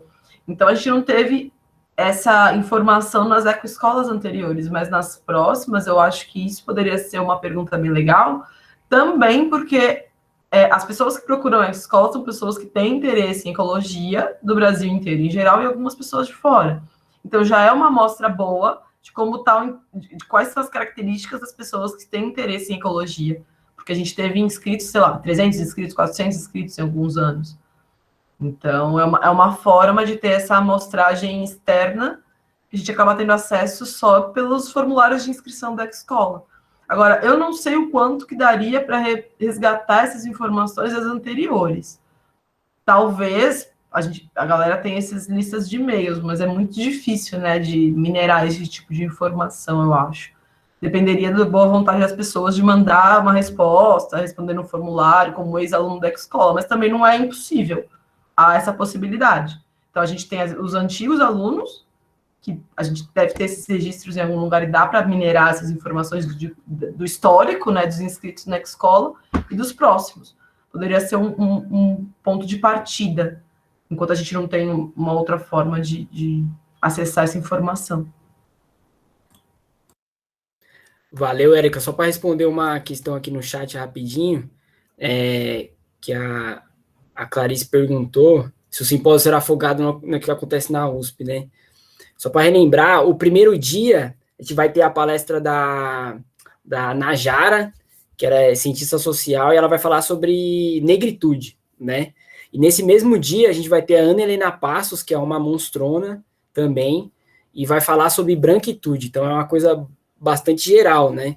No segundo dia é uma coisa mais focada na USP, que a gente vai falar do histórico dos movimentos negros na USP, vai ter o Ricardo, que é do Núcleo de Consciência Negra, e a Tereza, que é do Diversas, e também vai falar do programa Diversas, né? Então, o segundo dia talvez seja o dia mais focado. O terceiro dia, daí eu acho que a USP é como um sistema de estudo, né? Porque o foco vai ser o racismo estrutural e também a questão indígena nas universidades, né? Acho que a USP vai aparecer bastante porque a professora Adriana é da USP e o Emerson também é doutorando aqui na USP, mas aí a USP vai aparecer como um sistema de estudo, né? Vamos dizer assim. Obrigada pela explicação. Porque tinha mesmo, né? Umas coisas que eram focadas na USP. Eu acho que começou. Enfim, eu fiquei na dúvida. Mas legal, eu acho muito bom que tem os dois enfoques, né? Eu acho que vai ser bem interessante. Acho bem interessante também ter o enfoque na USP como sistema de estudo, igual você está falando. Né? Até por essa questão toda do nome que você falou que tem, do tamanho e tudo mais. Isso tem muito peso mesmo. Querendo ou não, isso tem muito peso. Sim, valeu. Aí, acho que eu só queria fazer mais uma pergunta / comentário. Em termos desse edital aí que estão discutindo, né, já que insistiram, aí eu queria ver relacionado, tipo, como que isso interagia com outros elementos, assim, eu acho que o caso do Brasil é bem marcante, e aí no caso de estrangeiros prestando a prova e sendo negros, vocês acham que vai ter uma ponderação nesse sentido? Cabe uma discussão sobre isso? Eu não sei, eu só fiquei refletindo um pouco aí por alguns dos comentários que foram levantados. E se vai haver uma prioridade pensando as pessoas do Brasil, né? Que acho que é onde o programa está concentrado. Onde a gente está tendo essa discussão. E a outra coisa, de novo, acho que, enfim, nesse espaço de fala, né, eu acho que eu conheço um pouco vocês, né, o Taio, o João Paulo, mas eu sei que estavam outras pessoas aqui do coletivo, que são aqui do IB, que eu não conhecia, e aí, sei lá, eu posso estar botando pressão, mas ia ser legal também ouvir falar, eu sei que vocês são mais da caça, né, e têm interagido mais, mas é bom também ouvir o coletivo, porque eu sei que sempre é um esforço de grupo. E aí era meio que isso. Obrigado de novo a todos. Né? A gente tem a Natália, nossa presidenta, acho que ela pode até responder você. Oi, boa tarde. A gente chegou a pensar um pouco sobre isso quando a gente estava conversando com outras pessoas que foram referenciais para a gente na elaboração da nossa proposta. E aí, o que a gente está propondo seria focado para pessoas do Brasil, né? Porque a gente entendeu que todo o processo para lidar com alunos estrangeiros teria que ser diferente. As pessoas que a gente consultou como referência explicaram para a gente que existem editais específicos para as pessoas que são estrangeiras, levando em consideração as políticas afirmativas, também porque a gente entende que a construção das identidades raciais e todo o fenômeno que acontece no Brasil é diferente do que aconteceu em outros países. Então, pode ser que o sistema de autodeclaração que a gente tem aqui para pessoas negras, né, pretas e pardas, não seja o mesmo que outras pessoas usam em outros países e tem outros tipos de identidade. Então, a gente tem essa questão, e por enquanto a gente está focando em pessoas que são autodeclaradas e brasileiras, mas a gente tem essa perspectiva, sim, só que não deu tempo ainda.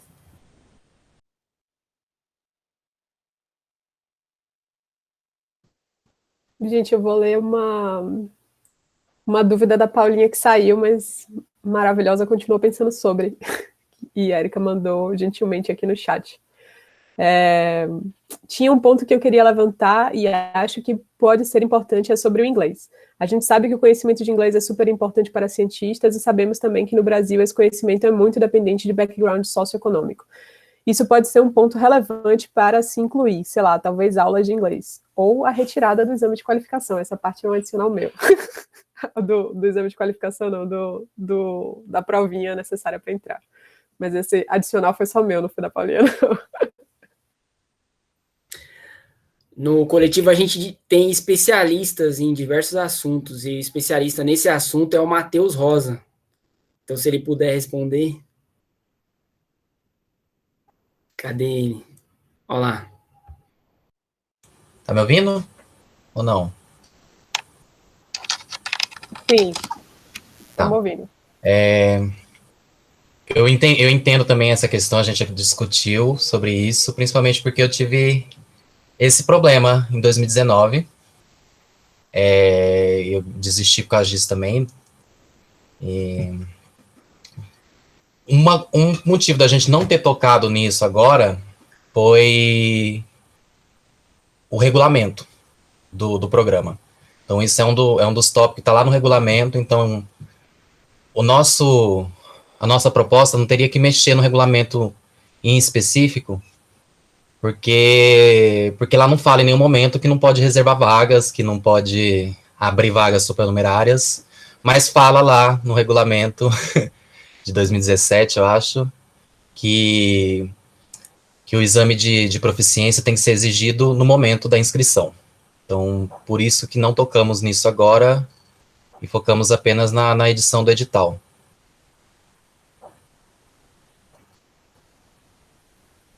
Eu tenho um follow-up nisso aí, que é uma dúvida, na real. Eu não sei se a Vera já está aqui, mas talvez os representantes discentes consigam tirar essa dúvida. Mas a gente não está mexendo no regulamento agora?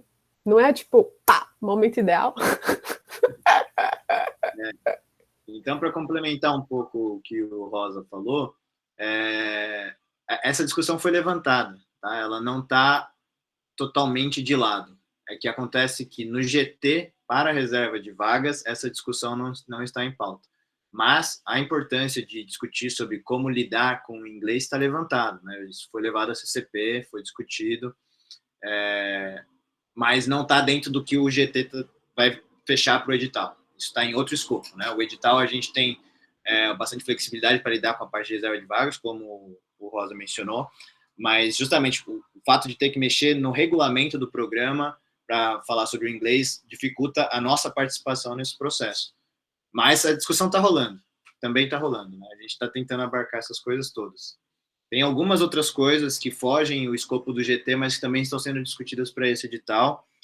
Uma das poucas coisas que eu me lembro agora é sobre um critério de desempate, que está como proposta num outro edital que eu li e que eu mantive no nosso texto do GT, mas que não é bem o escopo do GT, nesse caso, mas eu estou em discussão com a Vera a respeito.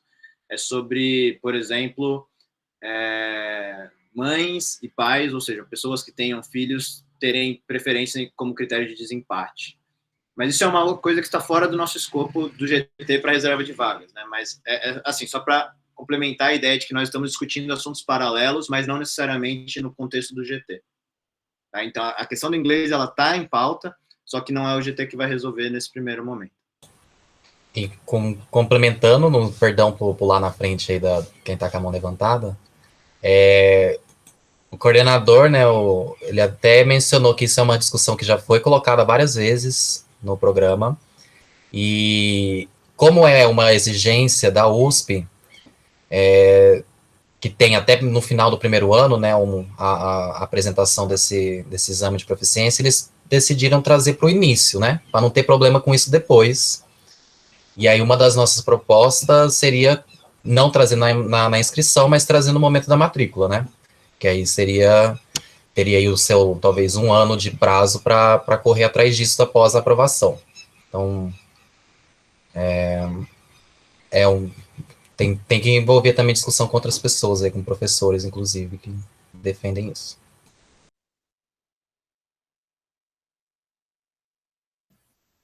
Claro. Oi.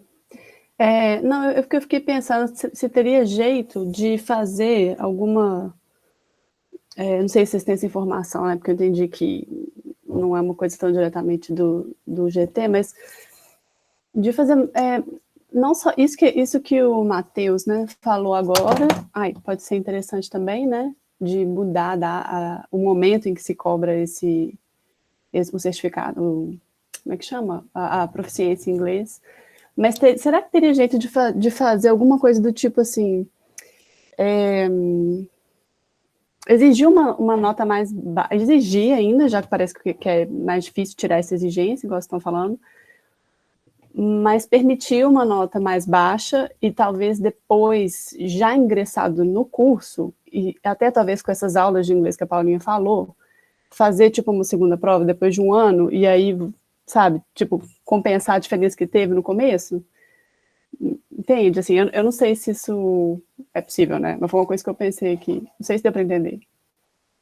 Não deu para entender. A gente conversou bastante isso com a Vera. Acho que a Vera está aqui há 30 anos, né? Então ela já viu a prova de inglês ser cobrada no início, quando entra, no final, quando a pessoa faz a prova de qualificação.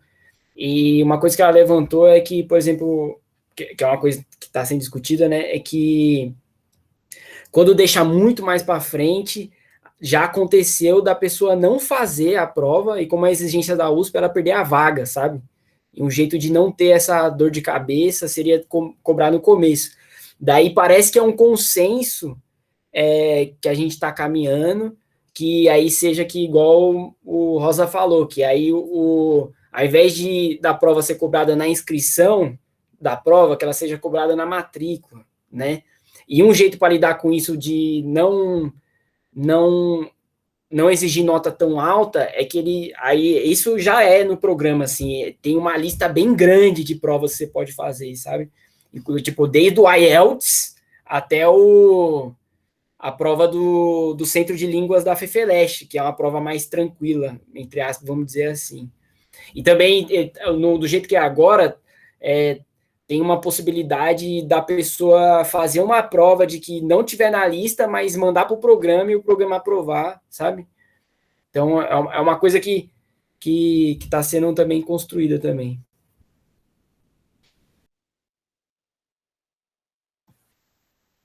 Maravilha, gente. Eu tinha um comentário, mas eu me baixei a mão sem querer. Tá, lembrei. Só um comentário de gerenciamento só. A gente vai levar por mais 20 minutos se tivermos discussões, então temos aí mais 20 minutos se vocês quiserem perguntar, vão matutando aí, continuem se inscrever, por favor. Eu tinha uma sugestão, assim, se é que não vale nessa apresentação, e coletivo, né, como um todo, se a gente incluir essa lista de pontos, né, de que a gente, que assim, são pontos que a gente sabe que são importantes, mas agora, nesse momento, não estamos discutindo eles, né, porque eu acho que eu vejo um benefício em incluir essa lista que tipo, tem tanta coisa mais que a gente está levantando aqui, que a gente está pensando e tudo mais, né, que eu acho que vale a pena mostrar lá que, tipo, cara, a gente está dando o primeiro passo. Tem muito mais para poder seguir adiante, e a gente está se preocupando com isso também, assim, eu acho que uma coisa que eu tô muito agradecida a vocês aqui é que, tipo, cara, dá para ver que vocês estão pensando muito sobre isso, e há muito tempo, sabe? Tipo, a grande maioria das coisas que levantaram aqui, tipo, tem especialista dentro do grupo, vocês já fizeram milhões de pesquisas, assim, então, tipo, gratidão total, e eu acho que a gente precisa valorizar que a coisa é complexa mesmo, e que a gente está dando só um primeiro passo, sacou?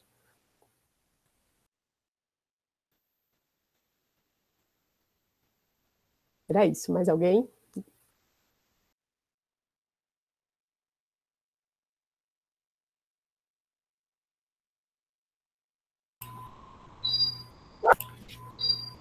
Eu ia falar outra coisa, essa questão da língua estrangeira, que vocês colocaram aí, Rosa colocou bem demais também, eu acho que é super importante, talvez ela fique mais crítica ainda na questão das vagas para indígenas, né? Também não tem ninguém aqui representante, mas tentando expandir, né? Olhar para o lado, ver quem não está, né? Que nem o Tayon falou.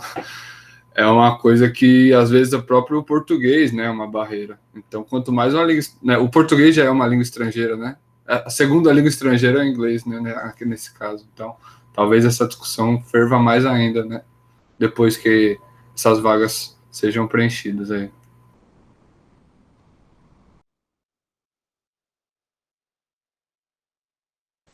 Bem, Rosa? sobre essa parte das vagas para comunidades tradicionais, que incluem pessoas indígenas, é uma discussão que está sendo levada pelo Levante Indígena de fazer um edital, né, para a graduação específico para pessoas indígenas, um vestibular indígena igual existe na Unicamp, acredito. E muitos programas da USP, né, antropologia, é o que me vem na cabeça agora, tem um edital.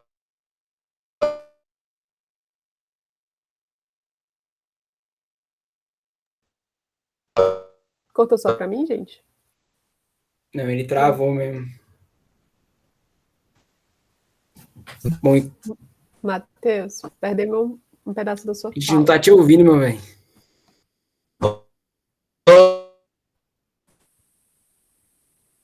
Tá voltando. Ainda não.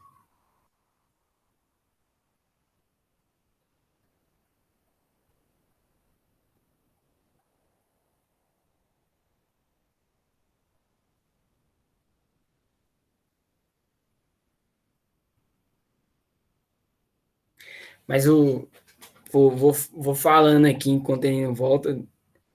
Mas o que ele estava chamando a atenção é que há programas que fazem editais próprios para a população indígena e tem essa preocupação exatamente que você falou, que o português já é uma língua estrangeira, né? Então, tem programas que cobram com proficiência o português, na verdade, né?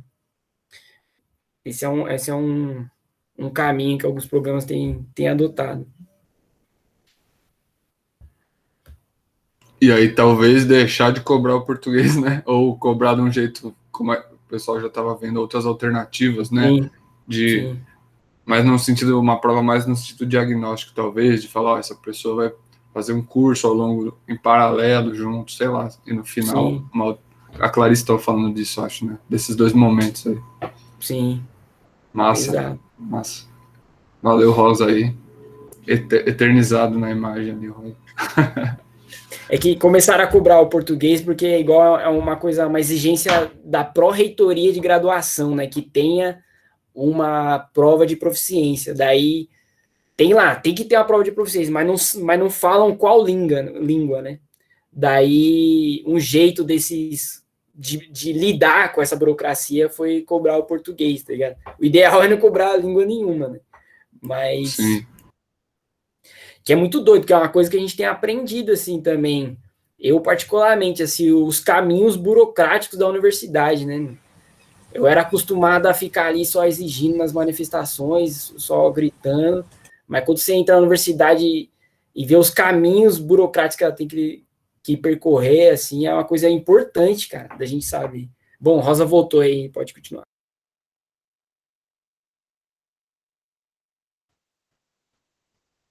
Pode retomar, Matheus, se quiser. Bom, qual foi a última parte que ouviram? Tava falando... Foi bem no comecinho, velho. Tá, antropologia. Parou quando você foi falar da antropologia. Tá, então a antropologia, né, é um exemplo que fez um edital específico para pessoas indígenas, que leva em consideração a questão do inglês, a questão da formação em escolas não tradicionais, né, no ensino que não é o ensino fundamental e médio público, e a gente vê que isso é uma preocupação do levante indígena, mas a gente não conseguiu pensar num edital específico, né, para essas pessoas. A solução mais fácil, talvez, foi abrir essas vagas supranumerárias em que as pessoas não competem com a ampla concorrência e nem com outros pretos e pardos, né. E o inglês ainda vai ser um problema nesse sentido, pelo que o Rafael falou, né. Agora foi? Acho que... Valeu, Rosa. E acho que o Taio também falou uma coisa que, no sentido de que o português, às vezes, já né, enfim, você tava fora aí. Mas muito massa mesmo.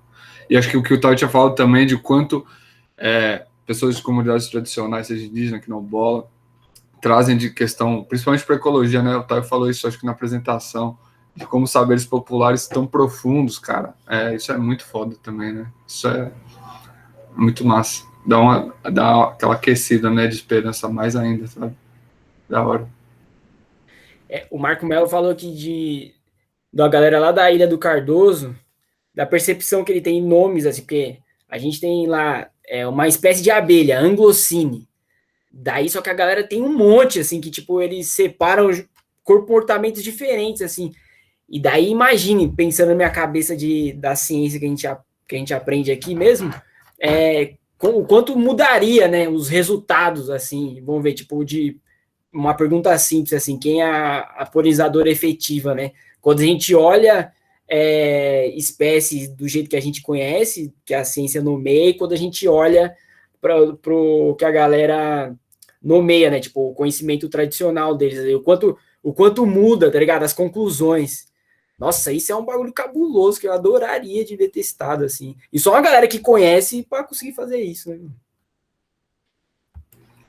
Com certeza. A gente se preocupa tanto com os modelos e tal, esquece do que a gente vai colocar neles para girar lá, né? Como isso influencia demais, né? Toda essa discussão que a gente está tendo agora no finalzinho só mostra o quanto, por mais importante que esse primeiro passo que a gente está dando seja, o quanto ainda é um passo ainda pequeno dentro do que a gente tem para fazer, né? O caminho é bastante longo, assim. E seria muito construtivo se a gente tivesse essas pessoas já aqui contribuindo para a discussão. Então, eu imagino que, quando a gente tiver para discutir o próximo edital, contemplado, né, que nesse a gente vai conseguir aprovar a nossa proposta, quanto que para o próximo edital pode ser importante a gente já discutir com essas pessoas que entrarem, né? Torcendo, né, para que a gente já tenha alguma pessoa indígena, alguma pessoa com deficiência, ou uma pessoa trans, né? Justamente mais as pessoas pretas e pardas. A conversa está só começando, galera. Isso aqui é só o primeiro passo. Então, o evento que a gente tem pela frente, de novo, né, é super importante. O formulário que nós soltamos para os docentes é super importante para os docentes e para as docentes. Inclusive, gostaria de fazer um apelo, né, para todo mundo aqui, dar aquela puxada de orelha no orientador, na orientadora, para responder o formulário, porque isso pode nos dar uma perspectiva muito interessante, especialmente sobre o funil, não só do racismo estrutural, mas também o funil do racismo, né? Porque é um dado muito interessante que a gente tem quase 65% de mulheres no nosso programa, e quando a gente olha para o corpo docente, essa figura muda completamente, né? Mas a gente só vai conseguir acessar isso se a gente tiver também resposta dos professores e professoras. Por isso, sei lá, se vocês conseguirem fazer um apelo aí para a galera responder, pode ser bom. A conversa vai longe, gente. A conversa vai bem longe, assim. A gente está só no comecinho. Érica. Tá muda, mulher. Oi. Então, é só que vocês estão falando de como isso é o primeiro passo, né? Mas a gente é rotativo. Eu nem estou mais aqui, na verdade. Nem eu, nem a Paulinha. E a Paulinha tá mais que eu. Então, é importante demais também que essas discussões e conversas como essa sejam mantidas e repassadas para o bastão siga sendo passado para os próximos, né? Na aula inaugural, nessas coisas, porque vocês, o Thay e o JP, estão no meio do caminho, já acaba, e precisa continuar, né?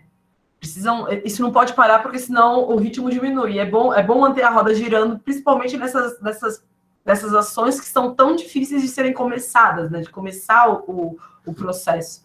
Então, eu acho que é bem importante também ter isso anotado. Eu não sei quanto isso é fácil, porque eu vejo que na escola é muito difícil a gente manter algo tudo anotadinho, bonitinho e passando, sabe? A gente tinha um drive, eu vi que a outra comissão tinha outro drive, isso é meio confuso. Mas talvez as anotações, esse vídeo de hoje aqui, ficar salvo bonitinho. É bom que tenha o coletivo, que aí pode manter nos arquivos do coletivo, para essas coisas se manterem, né, ao longo do tempo. Independente da rotatividade dos alunos, que acontece mesmo e faz parte do processo. Isso aí que você chama-se herança política, que é uma coisa que a gente é bastante preocupado no coletivo, porque a gente aprendeu, que a gente teve uma visita, uma conversa muito legal com uma senhora do movimento negro, que, puxa, eu sempre esqueço o nome dela, a Natália, pode falar de novo, por favor? Regina. Isso, a Regina, que ela aparece no documentário do Amarelo do Emicida lá, ela é reverenciada lá no documentário do Emicida, e a gente trouxe ela uma vez aqui para a Bio, e ela falou o quanto isso é um sintoma dos movimentos, ela falou do movimento negro, né, mas eu imagino que seja um sintoma de movimentos sociais em si, que chega num espaço, constrói o movimento, as pessoas saem e não tem nenhuma herança política, né, e isso é uma preocupação que a gente tem. Graças às forças da natureza aqui, a gente tem a Jade, por exemplo, aqui, o João, a Jade acho que está no 2º ano, a gente tem a Tiffany, que entrou esse ano e está participando do coletivo, então é uma preocupação imensa que a gente tem com isso, né, da herança política. E uma outra coisa, então valeu, Érica, por mandar essa.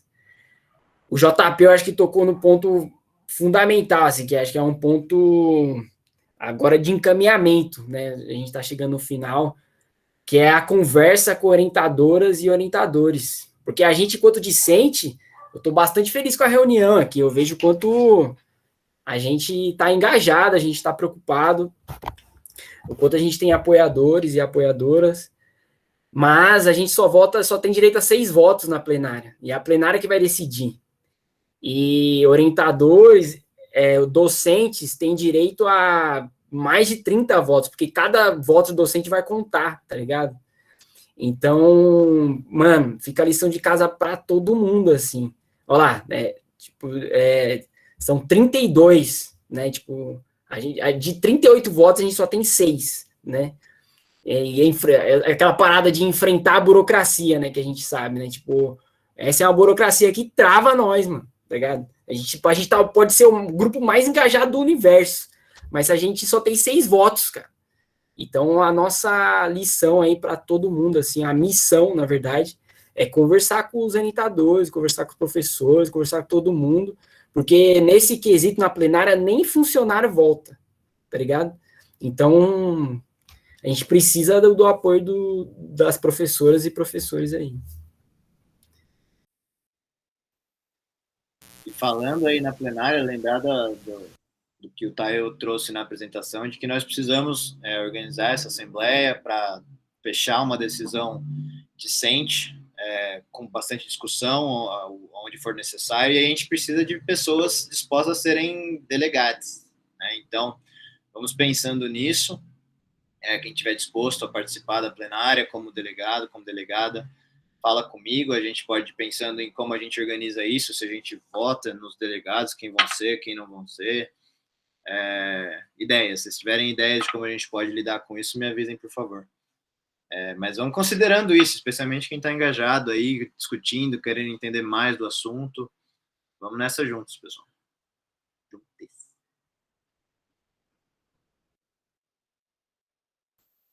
Bom, a gente tem mais 3 minutos.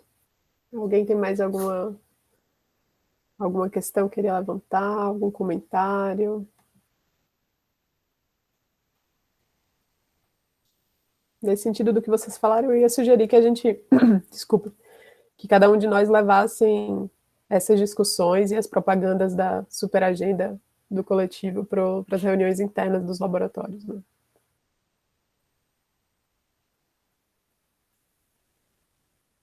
E mais, né? E quem, sei lá, por algum motivo optou por não falar aqui, por medo de exposição, qualquer coisa assim, chama o Tayo, chama eu de canto.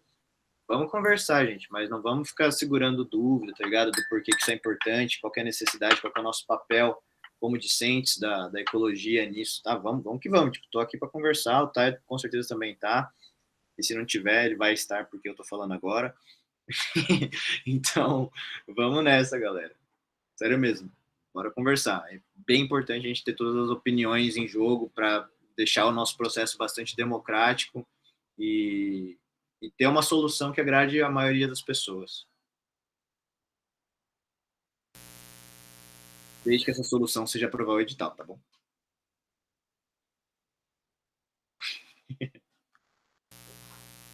Pô, uma coisa que eu tava pensando aqui, que eu acho valiosa, assim, eu acho que esse processo de diálogo, ele é bem difícil, assim, porque também é isso, eu acho que professores que são contra dificilmente colam, né, também nessas coisas.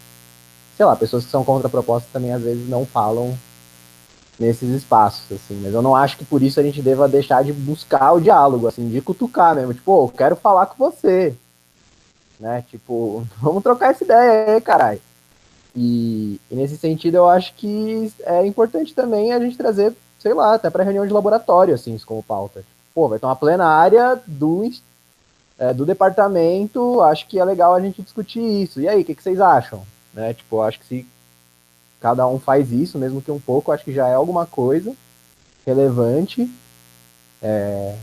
para tentar chegar em todo mundo mesmo, né? Eu acho que é isso, é tentar levar o diálogo para as pessoas, né, também, não só abrir esse espaço, mas também ir buscar mesmo, para a gente conseguir trocar essa ideia, porque também eu acho que se a gente deixa para trocar ideia só na plenária e só na assembleia também é muito foda, né? Eu acho que o quanto antes a gente começa a discutir as coisas, melhor. Quanto mais tempo tem de argumentar, conversar, passar um tempo, refletir, conversar de novo, é mais legal, assim. E nesse sentido também, acho que enquanto discente a gente pode fazer isso também para a Assembleia, assim, tipo, ter uma data para a Assembleia e ter uma data para uma conversa prévia à Assembleia. Porque às vezes eu acho que a gente se embola no processo de querer decidir, querer conversar ao mesmo tempo, e aí ter umas conversas antes, eu acharia legal, pelo menos. Eu toparia puxar. E é isso, que vocês precisarem aí de ajuda para conversar com a pessoa também, eu gosto de conversar. Sobre isso, Coxa, a princípio, a nossa ideia é que a gente consiga fazer a assembleia depois do evento do coletivo, né, para que as pessoas já tenham sido expostas a bastante opinião de outras pessoas que estudam o assunto e, sei lá, tudo mais. Mas, de fato, as conversas antes disso podem ser importantes, sim, e são importantes, sem dúvida. Aproveitando o gancho também para falar que não são só professores e professoras credenciados, não são só pessoas da USP, tá? Que podem votar. Todos os orientadores e orientadoras de fora que são credenciados no programa também votam na plenária. Então, para quem tiver orientador ou orientadora que é de fora, não deixe de conversar com essa pessoa por causa disso, tá? Essas pessoas também têm direito a voto. Era só um lembrete. Oi, tchurra! É importante, só pegando o gancho do que o JP falou, avisar as pessoas, sei lá, por e-mail, eu não sei se vocês ainda trocam aqueles e-mails gerais de discentes, muito palpiteira eu, mas assim, mandar para o pessoal que tem esses orientadores externos também, que eu nem sei se eles sabem exatamente como é que funcionam essas questões de burocracia, elas definitivamente não são fáceis de entender, então é bom mandar para todo mundo mesmo. Eu estava por fora, por exemplo, de que orientadores cadastrados externos votavam.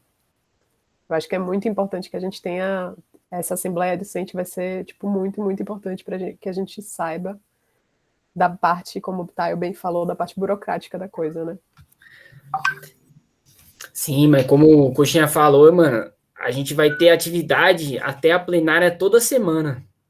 Tipo, começamos essa semana, com encontro, semana que vem live do GT, na outra semana evento do Bitita, na outra evento do Bitida, daí eu acho que seria uma boa na outra, daí a assembleia discente, porque na outra muito provavelmente vai ser a plenária. Então a gente tem toda semana aí desse mês, a gente já tem essa maratona aí. Mas na verdade, desculpa, pode falar. Não, pode falar, eu que te interrompi, na real. Pode falar, na verdade.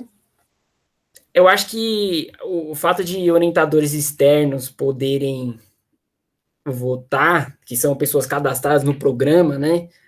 Eu tenho uma impressão que isso é um bom sinal, porque a gente tem votos da Renata Pardini, da Laura Leal, né? Que são pessoas que com certeza estão apoiando a gente. Então, eu estou esperançoso. É que eu acho que é importante que as pessoas participem das agendas, né? A gente tem que motivar docentes a também participarem das agendas, das discussões, para que não fique só a gente vá se encontrar na plenária. E aí eu tinha uma dúvida burocrática, e aí eu vou só fazer um last call, caso alguém queira se inscrever depois da minha fala, no último momento, fiquem à vontade. A plenária, como que acontece de fato? Assim, o momento da plenária, então não a Assembleia Discente, a plenária. Vamos lá, vamos decidir. É só uma questão de voto ou a gente tem espaço para argumentar, tem espaço para discutir, tem espaço para tentar ainda um momento de discussão para as criaturas que não apareceram, as pessoas que não apareceram em algum momento de discussão? Como que funciona de forma, se vocês puderem me falar de forma rapidinho? Olha, só para você ter uma ideia, a pessoa mais Tiranossauro Rex da Eco que eu conheço é o Taio, ele nunca viu uma plenária. A Mila e o daqui, eu acho que os mais Tiranossauro é a Mila e o Bruno, né? O Bruno é o da Laje, com certeza, eu sou depois do Bruno. Eu já fui numa plenária. Hashtag velha. Érica. É que eu nem daqui sou mais, eu tô até abaixo das camadas da terra ali, já virei fóssil, porque o negócio... Mas na época que eu entrei no mestrado, estava sendo discutida a questão dos comitês de acompanhamento, eles ainda não existiam, quando no primeiro ano que eu entrei, eles não existiam e eles foram instaurados no meio do meu mestrado. E, tipo, esse momento de discussão, de ter reunião de aluno, para depois a gente se juntar, para votar os comitês, para descangalhar a minha idade. Aí, para votar os comitês e tudo mais em plenária, aconteceu na minha época, ela é como se fosse uma reunião, assim, tem alguma posição, sim, a Vera faz a introdução, então tem alguma posição, mas eu acho que nem tanto para as coisas serem discutidas, e sim para você justificar os votos, ou o voto da sua turma, né? Lembrando também que, como são 6 pessoas, os votos não precisam ser os mesmos, óbvio que a ideia é que seja os nossos, mas são 6 representantes de alunos, então os alunos também não precisam votar em uníssono. E aí os professores às vezes pontuam porque sim, porque não, tem uma certa discussãozinha antes da votação final mesmo. Mas lembrando que a plenária que eu fui foi em 2011, vamos falar de idades, há 10 anos atrás. Então, assim, não faço a menor ideia se ainda é da mesma forma. foi na 250 ainda, eu lembro disso. Já não vai ser nem presencial, então suspeito que tem algum espaço, sim, para alguma discussão, mas ele é bem sucinto, porque não é o momento mais de discussão, né? Mas eu acho que tem espaço, sim, eu acho que é nos mesmos moldes. Eu acho que funciona igual num congresso nacional, assim, que você vê os caras falando um monte de abobrinha, né? Baixaria, gente, eu acho que eu fui. Porque o Thiago Quintal, quando ele viu essa palestra que eu apresentei aqui, ele sugeriu que a palestra fosse no dia da plenária. Então, acho que a gente tem um espaço. Eu vi o Miúdo aqui, eu vi o Glauco, eu vi o Márcio Martins. Qual outro docente apareceu? Vocês viram mais alguém aqui? Eu só vi os 3. Eu anotei aqui. A gente fez uma lista de chamada, mas acho que a gente pode verificar depois, mas olhando rápido também eu só vi os 3.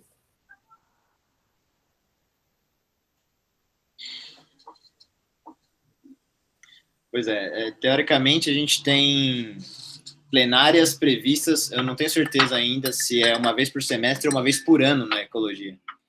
Plenárias obrigatórias, né, ordinárias.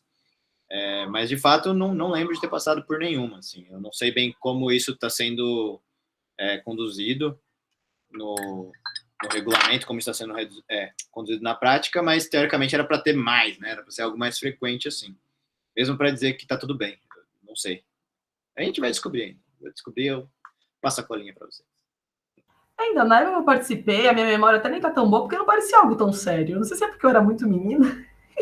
Não parecia algo tão sério, assim, porque era meio corriqueiro ter plenários, até porque era uma época de discussão da questão dos comitês. Então, teve um workshop na época para falar sobre comitês, durou um dia inteiro e tudo mais. Então, enfim, é meio menos tenso do que parece. É uma reunião meio que na reunião da CCP, para vocês que vão, né?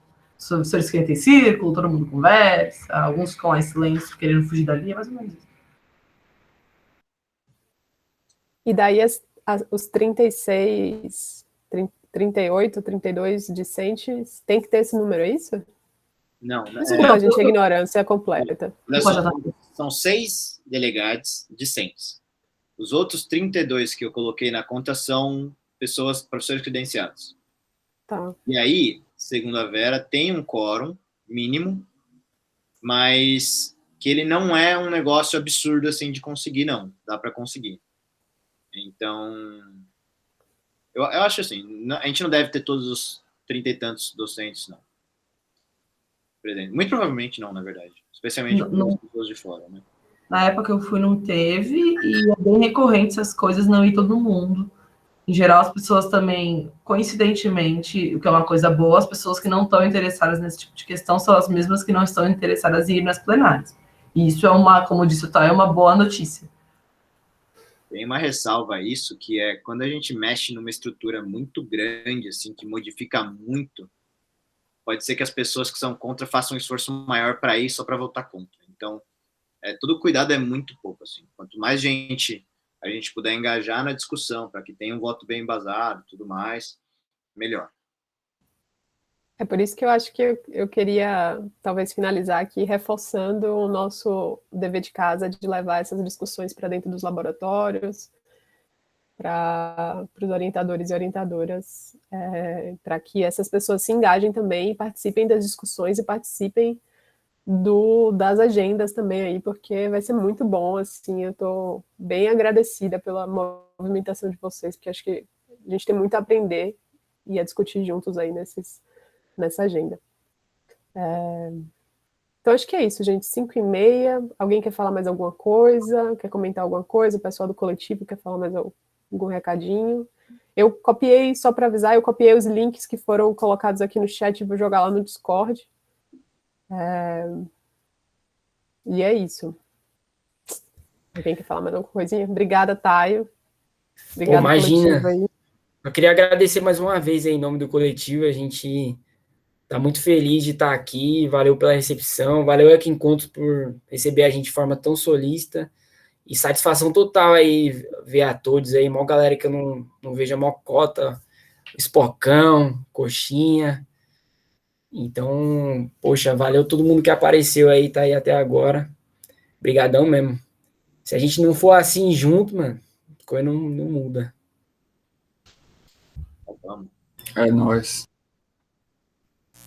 Tamo junto, gente. A gente que super agradece e agradecemos muito também ao GT, né? Que a gente sabe que vocês estão trabalhando bastante nisso aí. Então, ao coletivo e ao GT aí, super obrigada.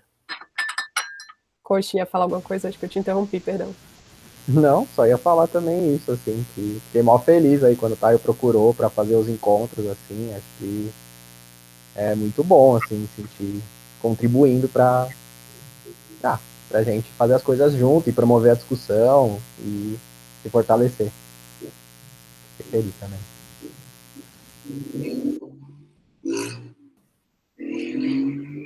Então, acho que é isso, gente. Muito obrigada por todas que puderam ficar aí até o final. Obrigada a toda a galera que tá botando a mão na massa e vamos nessa, vamos botar a mão na massa junto. Falou? Bom finalzinho de tarde para todo mundo. Gente. E vamos continuar aí discutindo. Beijos. Tchau.